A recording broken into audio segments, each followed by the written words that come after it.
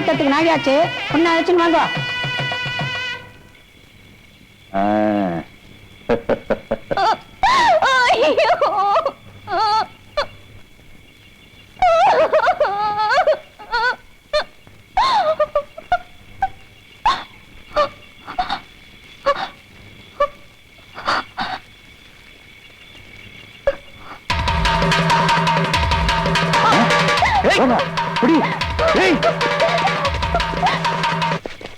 சீக்கிரமா பொண்ணை கூப்பிடுங்க, முகூர்த்தத்துக்கு நாய் ஆயிடுச்சு.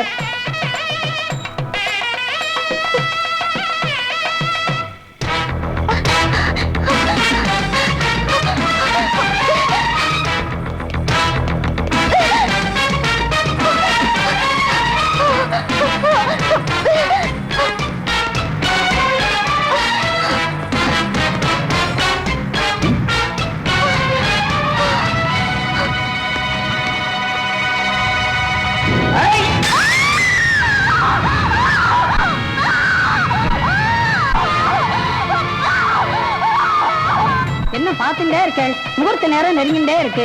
ரொம்ப சீக்கிரமா கூப்பிடுங்க.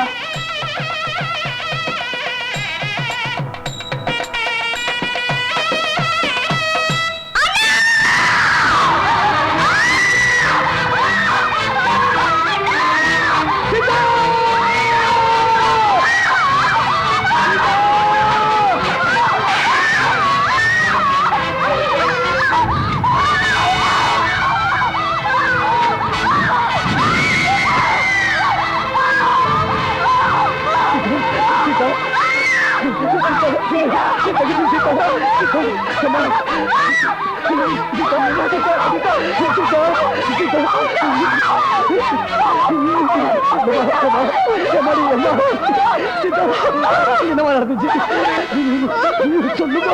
என்னமா நடந்துச்சு சொல்லுமா? சொல்லுமா என்னமா நடந்துச்சு?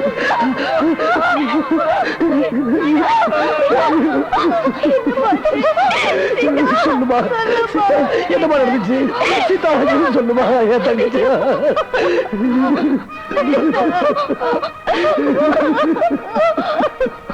சொல்லுமா சீதா.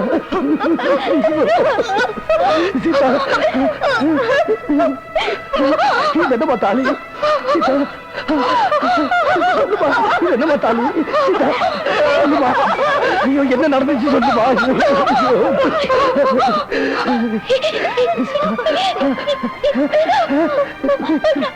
என்னமா இது? சீதா இது என்னமா இது சொல்லுமா. என்னமா தாலி சொல்லுமா. சொல்லுவா. ஐயோ சீதா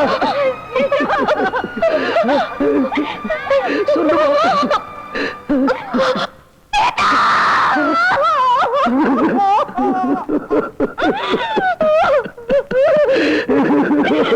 சீதா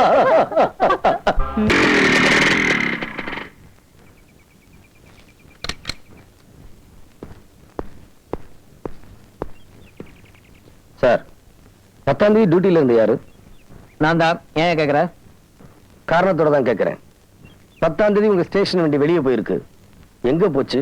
எதுக்காக போச்சு? அந்த வண்டி எங்கேயும் போலையா? எதுக்கே கேக்குற?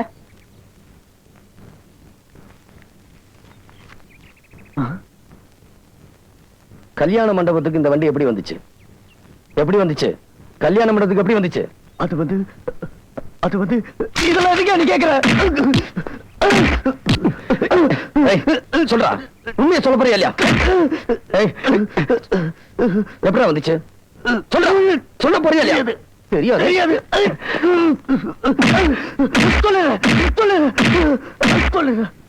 சொல்லிடு.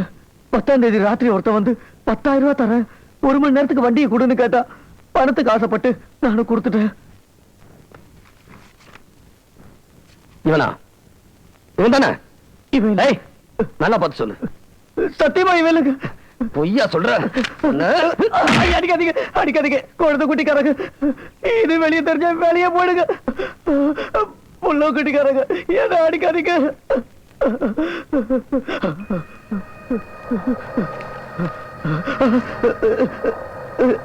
இவனாக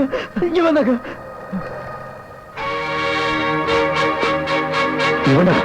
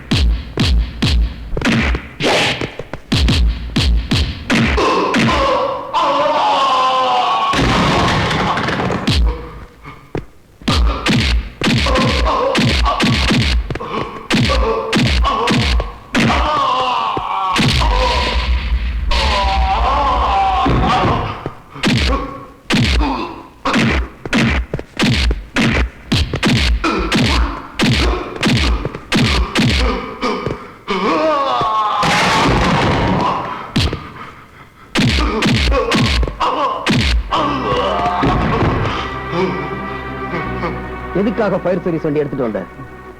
என் தங்கச்சி உயிரோட கொளுத்தி விட்டது யாரு? அவ கழுத்துல தாலி கட்டினது யாரு? அவளுக்கு என்ன நடந்துச்சு? சொல்றா, சொல்றா, சொல்ல போறியா இல்லையா? என்ன கொண்டாட, என்ன கொண்டாட, நடந்ததை சொல்லிடுறேன்.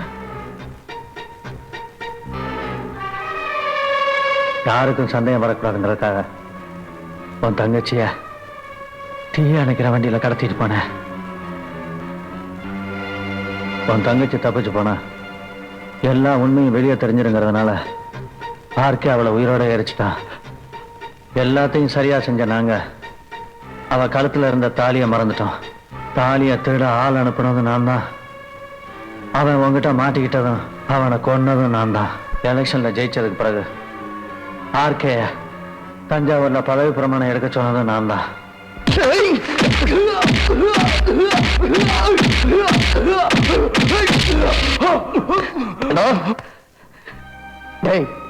இப்படி துரோகம் பண்ணிட்டியாடா?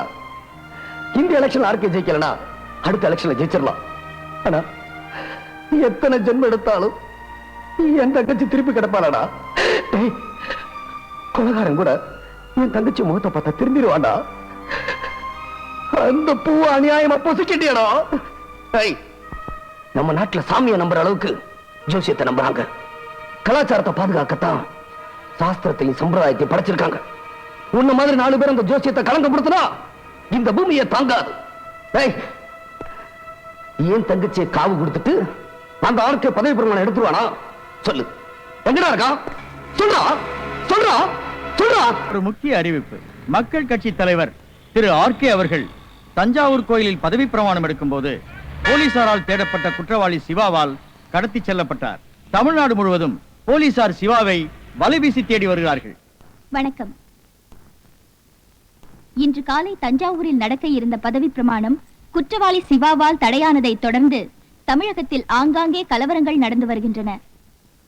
திரு ஆர்கேவை பயங்கர ஆயுதமான RDX பாம்புடன் கடத்தி சென்ற குற்றவாளி சிவா இதுவரை எங்கே இருக்கிறார் என்பதை பற்றி எந்த தகவலும் கிடைக்கவில்லை.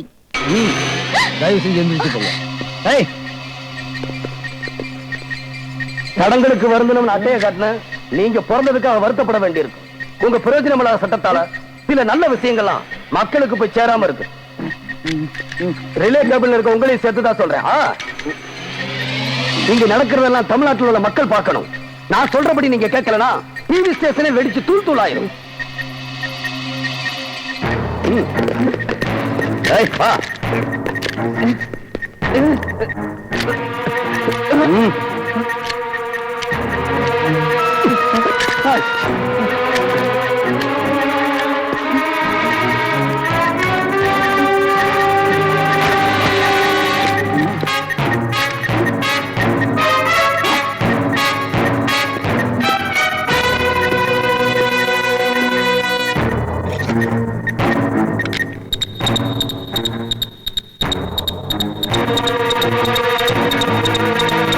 தமிழ்நாட்டோட தன்மானத்தை காப்பாத்த நான் நடத்த போற தர்ம யுத்தம் இது.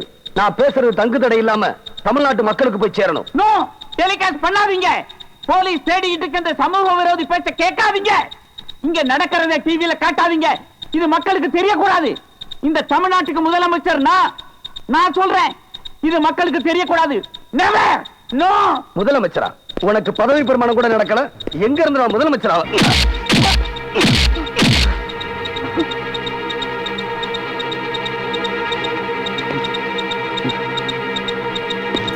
என் உயிரினும் மேலான தமிழக மக்களுக்கு என்னுடைய தாழ்மையான வணக்கம். 6 கோடி ஜனங்க ஓட்டு போட்டு தேர்ந்தெடுத்த ஒரு தலைவனை பதவி பிரமாணம் எடுக்க விடாம கடத்திட்டு வந்த குற்றத்துக்காக முதல்ல உங்க காலை தொட்டு மன்னிப்பு கேட்டுக்கிறேன். சட்டசபையை கோயிலாகவும் தலைவர்களை தெய்வமாகவும் மதிக்கிறவனா அப்பேற்பட்ட அந்த புனிதமான கோட்டைக்குள்ள இந்த மாதிரி பொய்யான அரசியல்வாதிகள் கால்படக்கூடாது. தலையை திருடனவன் சாமி ஆகக்கூடாது. மக்கள் சொத்தை கொள்ளையடிச்சவன் மந்திரி ஆகக்கூடாது. எல்லா மனுஷங்களுக்கு 2 பக்கம் தான். ஆனா இவனுக்கு இன்னொரு பக்கம் இருக்கு. அந்த 3வது பக்கத்தை படிச்சு காட்டத்தான் நான் இங்க வந்திருக்கேன். நோ. இவன் சொல்றத நம்பாதீங்க. நம்பாதீங்க. முதல்ல இந்த அயோக்கியங்கிட்ட இருந்து மக்களை காப்பாத்த, தமிழ்நாட்டை காப்பாத்த மரியாதைக்குரிய இந்திய ஜனாதிபதி, மாண்புமிகு தமிழக கவர்னர், தலைமை தேர்தல் அதிகாரி இவங்க 3 பேரும் டிவி ஸ்டேஷனுக்கு வரணும். இப்ப நான் சொல்ல போறதை கேட்டு நல்ல நீதி வழங்கணும். அது வரைக்கும் சென்னை தொலைக்காட்சி நிலையம் ஏன் கட்டுப்பாட்டுல தான் இருக்கும். இல்ல நான் தீவிரவாதி இல்ல, தேச துரோகி இல்ல, கொலகாரன் இல்ல, கொள்ளக்காரன் இல்ல, மனுஷன், சராசரி மனுஷன். எங்கேயோ ஒரு மூலையில எனக்குன்னு ஒரு உலகத்தை அமைச்சுக்கிட்டு சந்தோஷமா வாழ்ந்துகிட்டு இருந்த சாதாரண மனுஷனா. என்னோட சாம்ராஜ்யத்துல என் தங்கச்சி சீதா தான் மகாராணி. சீதாவோட கல்லங்கமனம் இல்லாத சிரிப்பு தான் 18 வருஷமா என்ன தூங்க வச்ச தாலாட்டு. என் பேரரசுல திரும்பின பக்கமெல்லாம் சீதா சீதா சீதா, எல்லாமே என் சீதா தான்.